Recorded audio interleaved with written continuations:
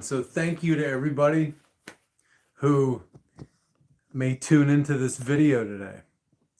I appreciate you. Whether you catch me live, let me get my light adjusted here. Whether you catch me live or later in the day, either way, thanks for your support. So what I want to talk about is I want to put a different perspective on the last 3 years. So when I say the last 3 years, I'm talking about the Wuhan cooties crisis and the lockdowns and the needlecraft, the so-called mandatory needlecraft, and then the different mandates, the health passports, the whole bit. I want to look at it in a different way.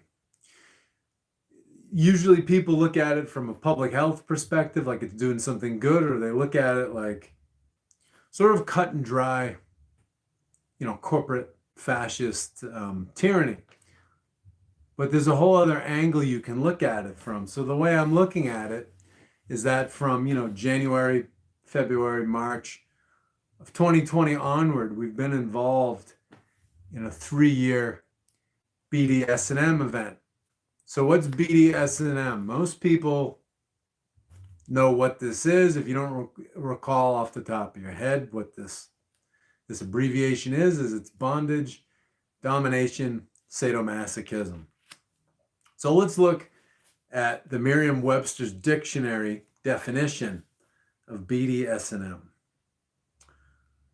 So Merriam-Webster defines BDSM, bondage, domination, sadomasochism, as sexual activity involving such practices as the use of physical restraints, the granting and relinquishing of control, and the infliction of pain.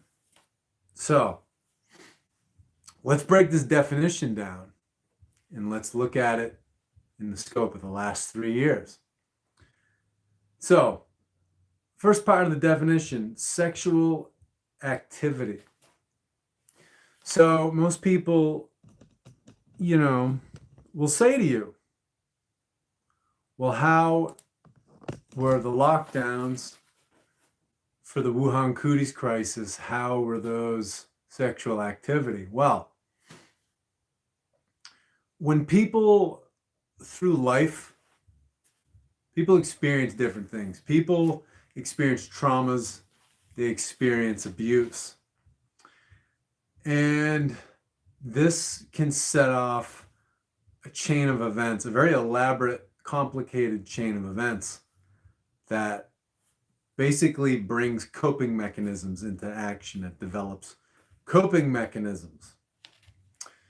And then too, through exhaustive study in the psychiatric field, it's actually found that sociopaths, psychopaths, so I don't mean serial killers, the vast majority, 99.9 and change percent of sociopaths or psychopaths, they're not Ted Bundy, John Wayne Gacy serial killers. They're actually, they're very well socialized.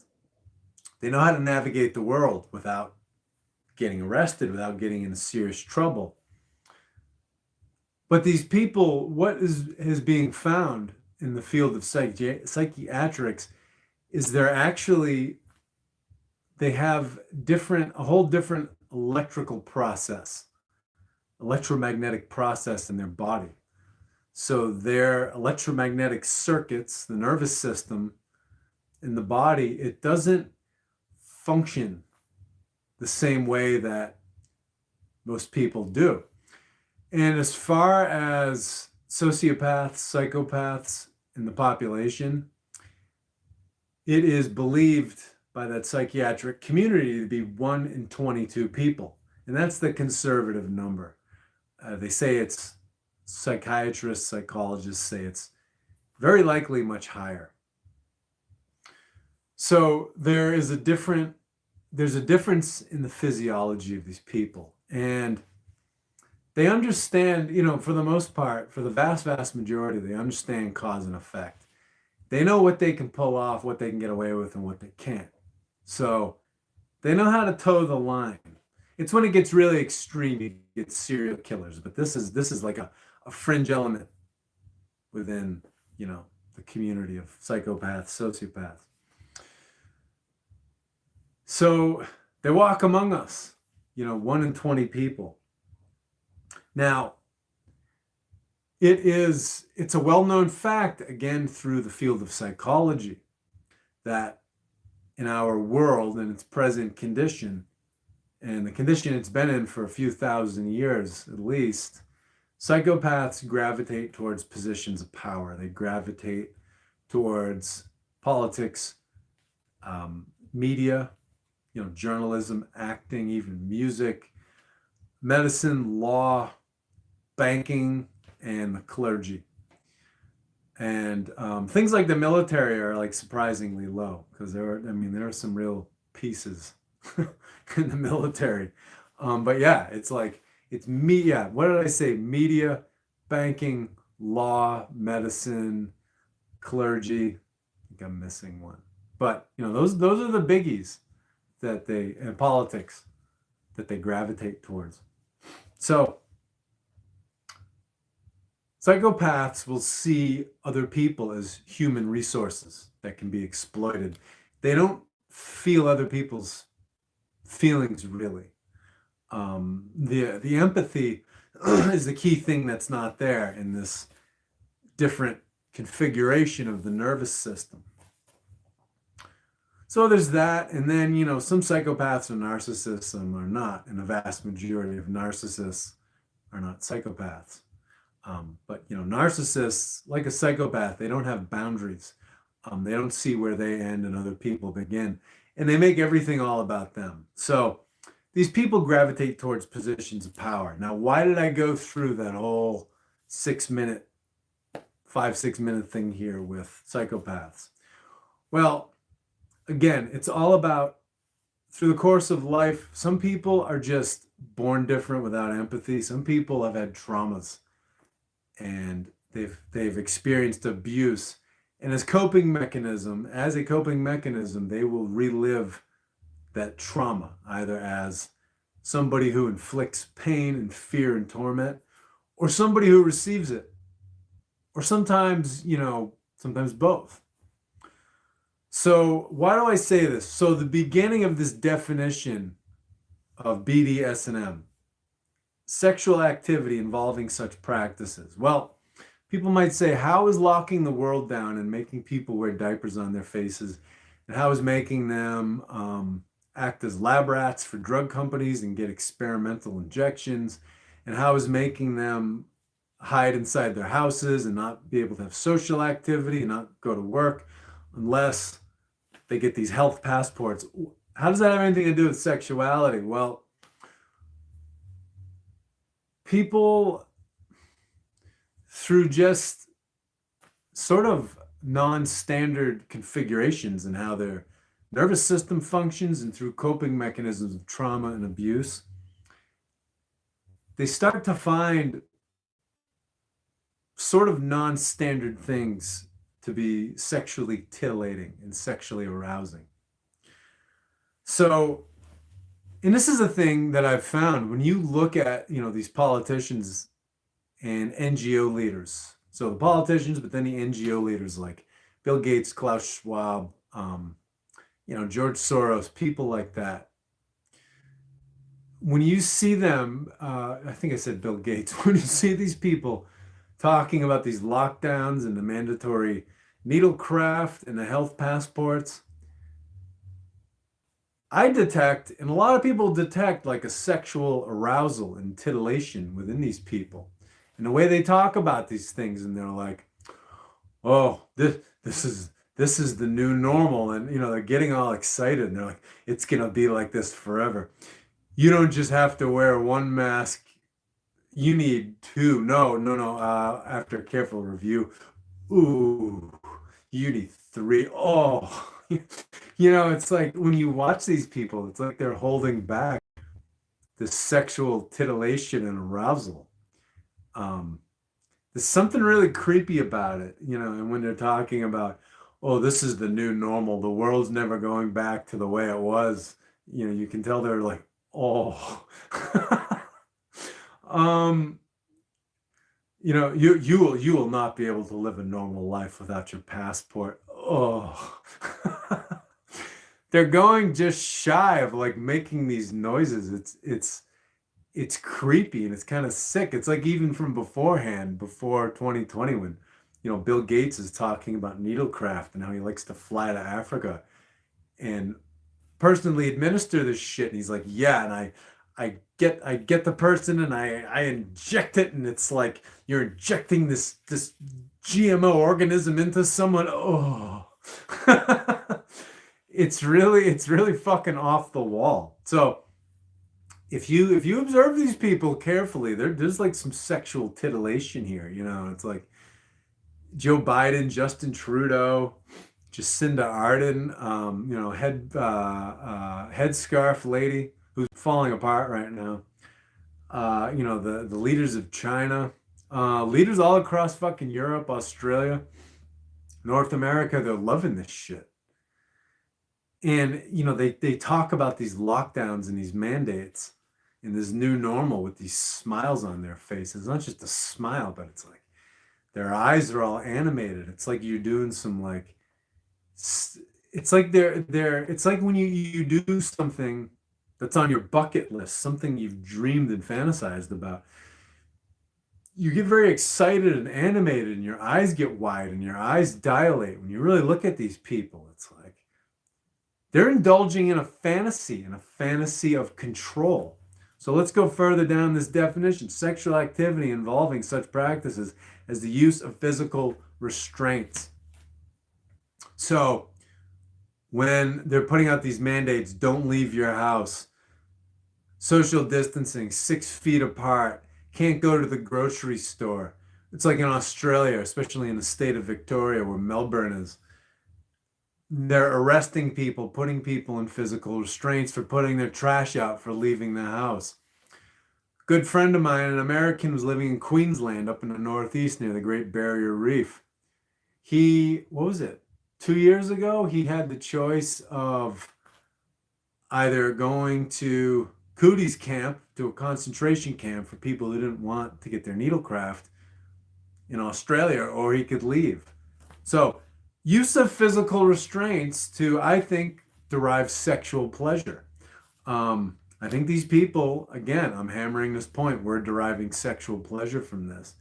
And after like living and working near Washington, D.C. and knowing people in who worked in politics and like law firms and corporate executive types, people high up in the military, there's some really offbeat sexual stuff that goes on. Washington, D.C. is like a city of like orgies and sex parties and a lot of BDSM, a lot of drugs in the mix. But I think just exerting power over people can be a sexual arousing thing for people who are not to make fun of them, but are damaged. They cope with, because they're not ready to unpack the abuse and trauma, they cope with it by gaining power over people. So yeah, physical restraints, we've covered that one. And then in China, they've been doing these anal swabs for the last few years where they'll forcibly, the police and the health officials will bend someone over, pull their pants down, and put an anal swab up their anus to test them for COVID, which I don't know how I refuse to believe that an anal swab tells you whether or not somebody has a Wuhan cooties. I think this is about people in corporate and government power getting sexual pleasure from basically invading people's orifices. And I think the nose swab, that is like a publicly acceptable form of restraint and forcible penetration. So that's like when, the dominatrix is pegging someone with the strap on. That's like the swab up the nose. And then too, it's like the cooties mask, the face diaper. That it's like a socially acceptable form of like BDSM gear, especially with like the Europeans where, these elements within Europe, they came up with these like face diapers that you could eat and drink in restaurants. It's like that's total BDSM gear. It's really creepy. It makes me think of the Gimp in Pulp Fiction, where I might be dating myself. It's a movie from like the mid 90s, Quentin Tarantino movie, where the owner of a store, along with his buddy who was a crooked cop, they had this like 6.5 foot guy locked in the basement of the store wearing like a leather BDSM outfit, with like the studs all over it. And he had a leather hood with the zipper for his mouth and, the two eye holes. It's like that to me, is the whole face diaper, mask culture and mandate. And then two, so we go further down his definition. Let's start it again. Sexual activity involving such practices, the use of physical restraints, the granting and relinquishing of control. Well, here's the thing. These institutions, we're talking like church, state, education, even family when it goes bad, when it gets out of balance. It's all about the granting and relinquishing of control. Our world runs on the granting and relinquishing of control. Our world runs on domination and forcing people to do things. And when it comes to the people in public offices, it doesn't matter how Christian, how compassionate, or how liberal and progressive and compassionate they are. Their power is always backed up by a threat of force. People with weapons who can restrain you or take your life from you. So every time we go through these election cycles that are disappointing by design, we're relinquishing control to somebody who dominates us.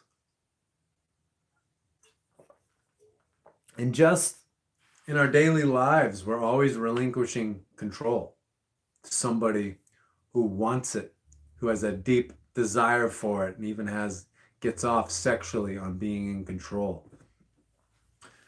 So really, for the last several thousand years, the earth has been a giant BDSM event where people are giving up control. They're the masochists, and then people are taking the control and forcing the masochists to do things. So the people in control are the sadists.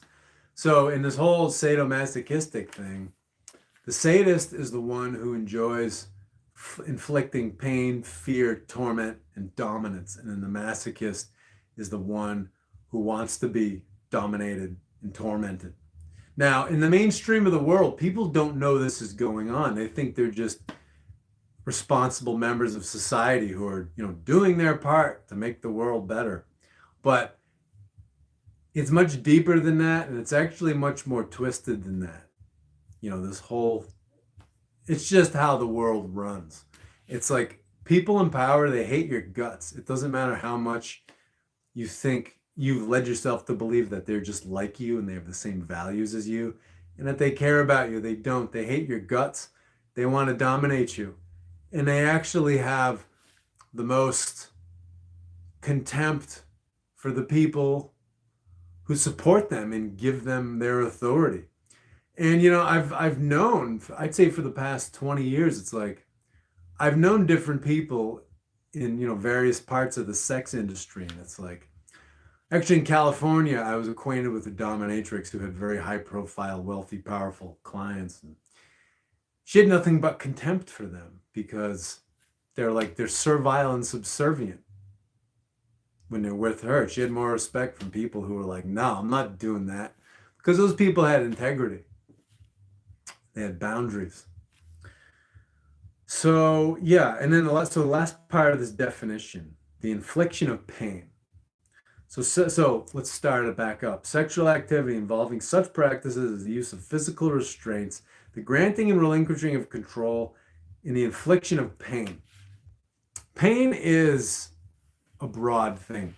It's certainly physical pain. That's the first thing that comes to mind, but it's also psycho-emotional pain. So when somebody's telling you, oh, there's a cooties spreading across the world and it's going to kill you if you don't do exactly what we say. It might kill you even if you do exactly what we say. Oh, so so you might as well just do what we say, and that's your best bet. And hopefully you don't die. Hopefully our Messiah scientists can save you, and civil servants can save you if you do exactly what we say. If you put on our BDSM gear, cover your face, and restrain yourself in your house, just like we say, and get your body mandatorily violated by us, whether we're talking your nasal orifice, your anal orifice, or just the hermetic seal of your skin, by a needle. So yeah, different types of pain here. So yes, these people, these politicians, these NGO leaders like the Bill Gates and Klaus Schwabs, these bankers, they were getting off on being able to control people and on people's fear. So yes, there was an infliction of pain going on. Now, there's a segment of the people in the population, at least 30%, who were like, no fucking way. I've got my boundaries. I'm not going along with this. But then the segment within the population, 30, 40 or more percent, went willingly. Some people were coerced into it because they needed to keep their jobs for the sake of their families, which, I don't blame those people. Not everybody's ready to stand up to an interrogator and just, let the chips fall where they may. But there's a segment of the population that they went willingly with this, and they thought it was just amazing, and they thought they were being saved. Those are the masochists who are getting off on the infliction of pain, the infliction of fear, being restrained, in relinquishing their authority and sovereignty and power. So it's a different way of looking at this. I'm sure other people have spoken about this, but it hasn't been a widely circulated perspective. So yes, from early 2020 through now, this whole 3 years, it's a giant BDSM event that people are getting off on, whether they are inflicting the torment and the pain or whether they are receiving it. So why does this matter? So we and our ancestors for thousands of years have lived under this. And, I do believe that, we are starting a new age of, the zodiac, a new dispensation of time. We just got through the age of Pisces, where you basically have to bend over and take it. It's where we all work off our karma. It's where the karma balances. So that's why you have like religions that tell you, follow the authorities. When somebody abuses you, just turn the other cheek. Don't fight back. It's why you have these like, just martyrdom is so glorified. That's the age of Pisces. We got the shaft for 2,000 years. Now we're on to Aquarius, where we can take back our individual power and sovereignty. So moving forward into the new future,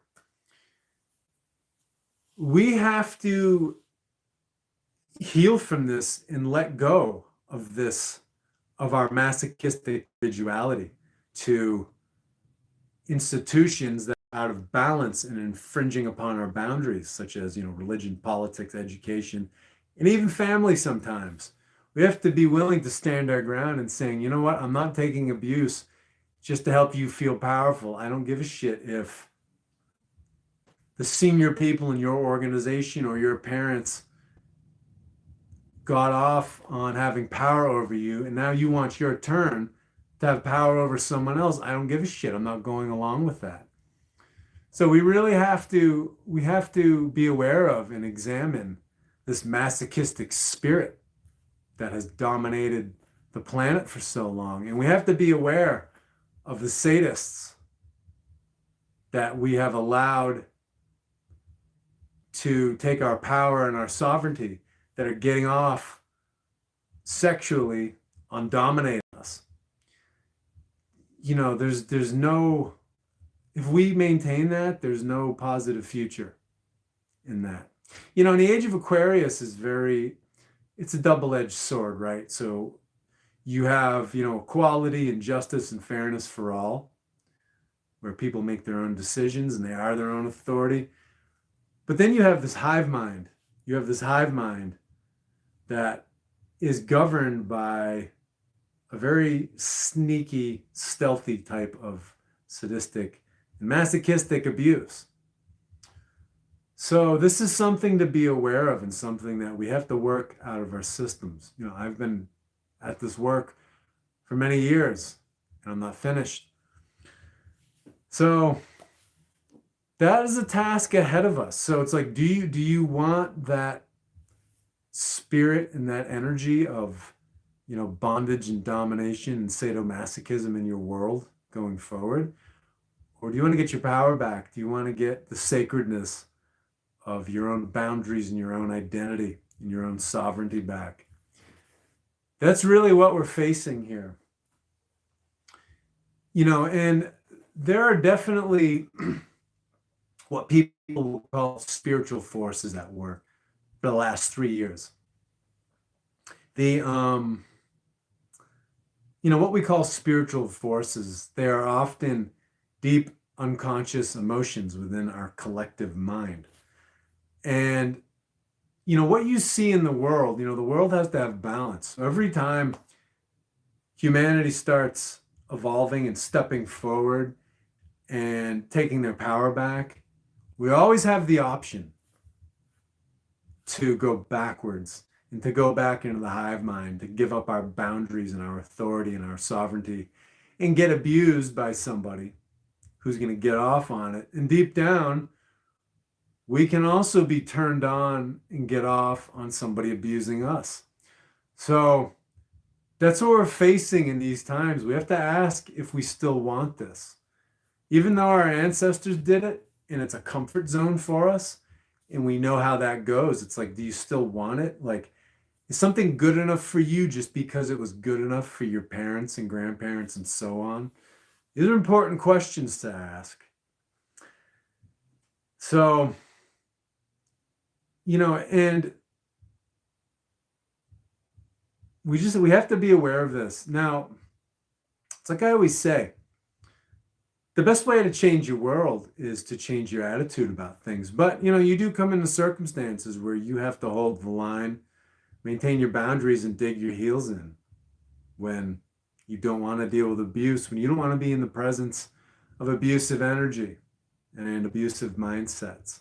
So sometimes you have to fight, and we've had the fight beaten out of us for many generations.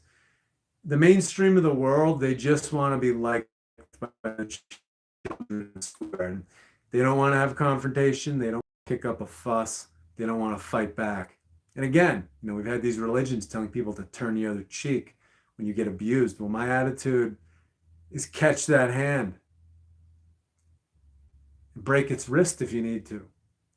So these are some things to think about here.